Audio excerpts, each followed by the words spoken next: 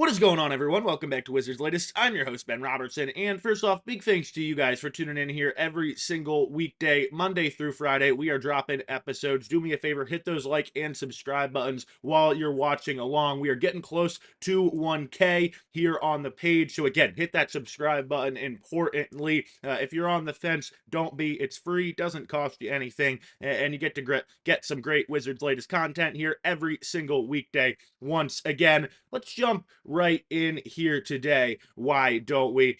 We got to talk just quickly about last night's game against Chicago. Really, I'm not going to say too much about this game. 129-98 was the final score. I believe it was like 40-18 at one point, a couple minutes into the second quarter. Really, all you got to say there, to be quite honest. A much needed tank loss, an important tank loss because the Wizards have now secured their first round pick this season, which, again, really, here, guys, on the page all season long, that's kind of been the journey for this team. We've all, smart Wizards fans have understood. This is why the Wizards actually have to tank this year. It's really not optional if they want to keep their first round pick, which I think would be disastrous if they didn't. This is the route they had to go down.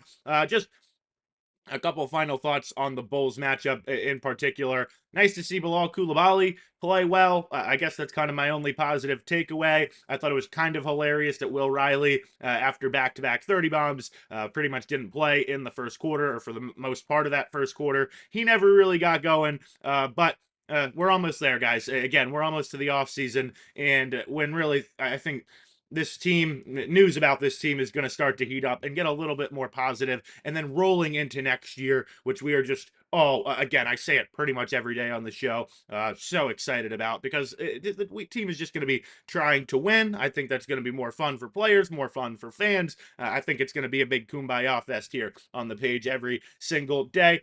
But I know that was, again, it's tough to watch, but positive things are on the way, and it's for a positive reason. But I want to look ahead here a little bit. I don't know if you guys maybe need a little pick-me-up here this Wednesday morning, but I'll give you one anyway. Let's hop into mock draft season a little bit, why don't we? Shout out Bryson Akins over on Wizards, over at Wizards on SI. How do I say that? He obviously does great work, and have referenced him on the page here before. Want to take a look at both his first and second rounds of the Wizards mock. The latest he's come out with since the college basketball season has wrapped up. Number one pick here, AJ Dabansa. And I've said on the page, if you've been following along, that's the guy I would love the Wizards to draft. That's the guy I think is the number one prospect in this draft. And by the way, a little clarification here. Washington, with the worst record in the league right now, could very much end up, very likely that they end up with that worst record, gives them a pick floor of 5. Now, Bryson has them just slotted into the number one overall pick. Really, that's the only maybe question here with this kind of first round of the draft, if that's actually where the Wizards are going to end up again here in the lottery. If they do get the number one pick, again, I would be more than happy with AJ Dabansa being the guy. I think he averaged 25 points with Big 12 teams pretty much, if you watch those games, just throwing 3 bodies at him every single time he was down at the offensive end. And again, he was still super productive at the college level. I think when he gets to the league and the spacing opens up, you're not going to be able to triple team him, but quite literally at times he's going to be just unstoppable getting into the lane, getting to the rim. And then you also saw his outside shot, his three-point ability improve as the year went on. And really the only maybe pushback I hear with this first round pick, and Bryson's main flaw that he lays out with AJ, is his defense. And I could buy that maybe and he also says there's clearly, some potential there, but that's probably the hole that you would see right now. And I buy that there's maybe some defensive lapses, but I also think, I believe down the stretch of that year, watching some of those BYU games, there were a couple moments maybe where things got a little bit rough for AJ in terms of his shooting, in terms of his offensive production,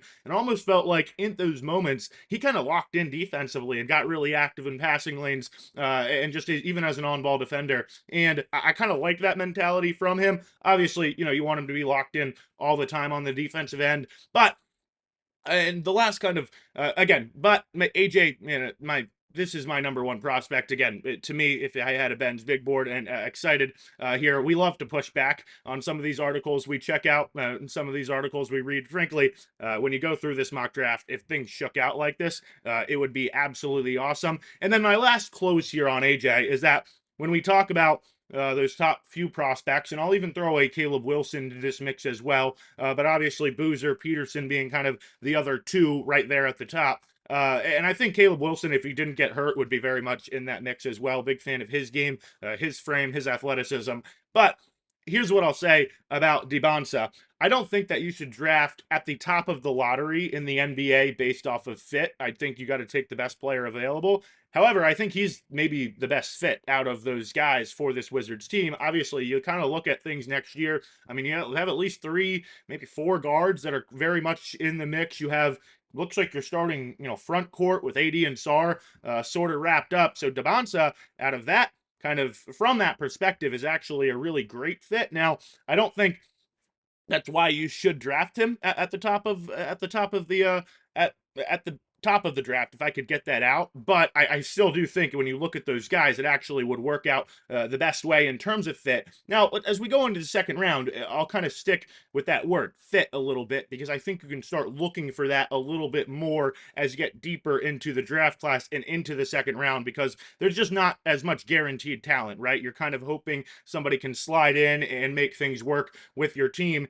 And again, this is where things really get interesting in this mock draft. He goes Bryson Akins at number 51 with JT Toppin out of Texas Tech. And remember, he started the career at New Mexico, and then the last 2 years at Texas Tech has just been one of the best players in college basketball. I think he tore his ACL back in February, but he fits the mold to me of what Washington is looking for. Again, I throw out that word fit or style, and a 6'9" guy that's super athletic. And again, kind of you see him and envision him in maybe this versatile, skill set the team has kind of been looking for over the last few years. And then I also think of some of these like 6'7", 6'8", 6'9" players, think Bilal and Keyshawn, even a Will Riley. Those are all real wiry frames, right? For JT Toppin, you kind of have that same mold of again that height and build with a lot of athleticism, but he is more of an inside out guy, more of an interior player. And again, I think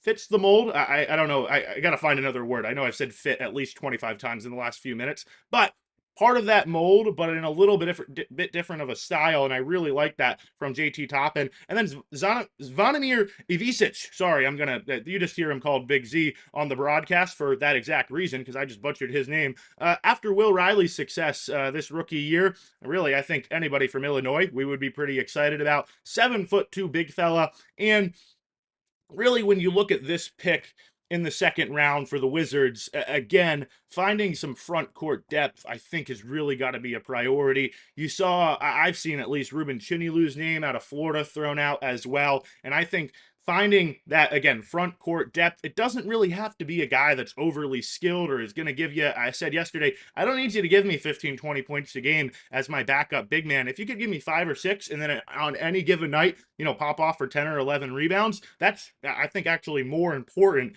for a backup front court player. And I think Bryson kind of makes this point as well, where a pick of Big Z would really push, guys like Tristan Vucevic, who, again, I've been really critical of all season long because I don't think he does those things I'm talking about. He doesn't do the dirty work despite having a ton of skill as a 7-footer. And, I think Bryson Akins makes a great point that if you pick a big there with that second round, kind of at the end of the second round, that does all of those physical, dirty work type things, there's a lot of pressure on the guys here in town already. Now, let's hop into the comment section here real quick. Appreciate all your support on the page. Once again, you guys, I kind of said it at the top, but I know those of you here every single weekday know this is the #1 Wizards page, Wizards podcast. Let's let the world know as well. So hit those like and subscribe buttons. Drop your comments down below. Again, we keep things clean. We don't drone on for 30 minutes here. We don't cut things off after about 60 seconds. It's kind of a clean 15 minutes tops, really, every single weekday. And appreciate all of you tuning in. Again, let's keep building on this page. Let's hop into this comment section just a little bit. Why don't we? There was one I specifically wanted to get back to because I actually think you make a great point. And first of all, let me see if I can find it. There was somebody saying that the Wizards have kind of given a lot of their players like half of a year, half of a runway to really develop, and then almost shut them down for the other half of the season. I think about an Alex Sarr a little bit. We saw what he was doing early on. And then we were talking a little bit about Trey Johnson. I think it was Stuart O'Flaherty who mentioned this as well. Yeah, he says Trey has hit the wall, but it's also part of what we've seen from the Wizards here this season. I think a Will Riley slow start, but now, I mean, he's going to end up being a double figure scorer over the back half of the year. And frankly, that strategy, and I think the Wizards have had to do, again, we talk all year long about the tank, about trying to hold on to the draft pick, which they have now successfully secured. Again, we mentioned at the top, this kind of had to have been the course. And while I don't think it's optimal necessarily for player development, even on the token of a Will Riley. He has back-to-back 30-point games and then is sitting for the first 10 minutes of last night's matchup. That's not exactly optimal, and then you saw him really struggle to get in a rhythm after that. However, I understand it, and I think it's what it's been a effective strategy with what they've had to work with this year. I wanted to get back to Renard Miller. Talking about the Mystics GM firing, I thought this was kind of interesting. And everybody, look, I'm not going to be acclaimed to be a Mystics expert. This is Wizards latest, but I did think it was interesting. I do say I'm a DC sports fan all the time, so I'll weigh in here. Can I say it's interesting one more time? She came in about a year ago, right? So I think the prevailing thought, and I believe even what you say down here in the comment section, was this was Michael Winger just cleaning house and really wanting to get his like people in and his philosophy in. And I know it's referenced in her firing that it was just differing strategies and different philosophies. That's why they parted ways. But didn't Winger isn't Winger and this current Monumental crew who brought her in? So I guess I didn't totally understand that. I feel like that's maybe I don't know, maybe that was a lack of judgment or a lack of that's a bad hiring if you're getting rid of a person after a year because of view disagreement. So I thought that was again a little bit of a weird story that came out, to be quite honest, and I wonder if more maybe on that front comes out. I know if you don't follow along with the Mystics too much, obviously won the championship back in 2019, but it's kind of been a struggle for them since then. This past couple of years, they put together a nice little young core that looks like they're going to build kind of forward together. But again, I thought that was kind of a weird one coming out of the Monumental end. Shout out to Live Ride 59. Shout out to Mark Gregg as well. I like your idea about Naz Reid maybe bringing him in. And again, I think solidifying, you mentioned this as well, whether it's Vuk or Juju Reese, and you're not really sold on those guys, solidifying that backup, those backup spots in the front court is going to be huge here this offseason, just because, especially because I think you don't know how many games you're going to get from Anthony Davis. And so you don't want to be in a situation, you're okay with it this year being limited in terms of your front court depth, again, because you're not trying to win games. But you don't really want to be in that situation for next year, I don't think. I'm going to shout out Multiverse Joe as well. You actually think Will Dawkins will bring Brian Keefe back yesterday on the page, and I'm gonna maybe I'm gonna give a couple more shout outs. I'll shout out Greg B. He doesn't believe that at all. I'm gonna shout out Groovy Entertainment as well, Robert Jackson, because I see you guys mentioning coaching situations, and we're not gonna get through all of these comments because I want to get wrapped up here in just a second, but want to at least give you guys shouts. Keep dropping your thoughts down below.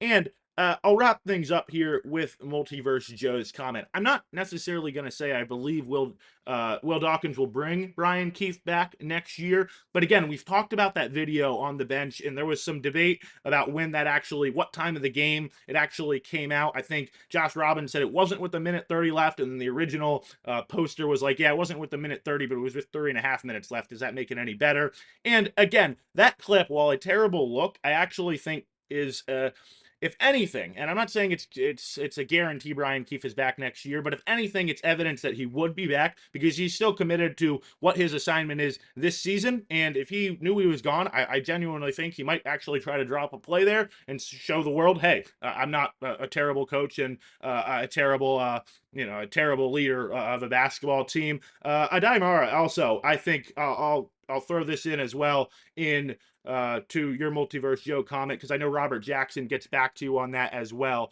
I agree. I think that would be a nice, again, we're talking about adding some depth there in the second round, especially in the front court like that. And also, right, he looked awesome in the semifinal, not so great in the championship game. And that's kind of where you end up as a second round player. Appreciate all your support here once again on the page, guys. Hit those like and subscribe buttons. We're getting close to 1K subscribers. So again, really important that you hit those buttons, drop your comments down below as well. If you really want to help the page, you're here every single Monday through Friday. Go over to, go over to Spotify or Apple Podcasts, type in Wizards Latest and leave a 5-star review. Would really appreciate that from you guys. But that's going to wrap things up today. Thanks for watching another episode of Wizards Latest.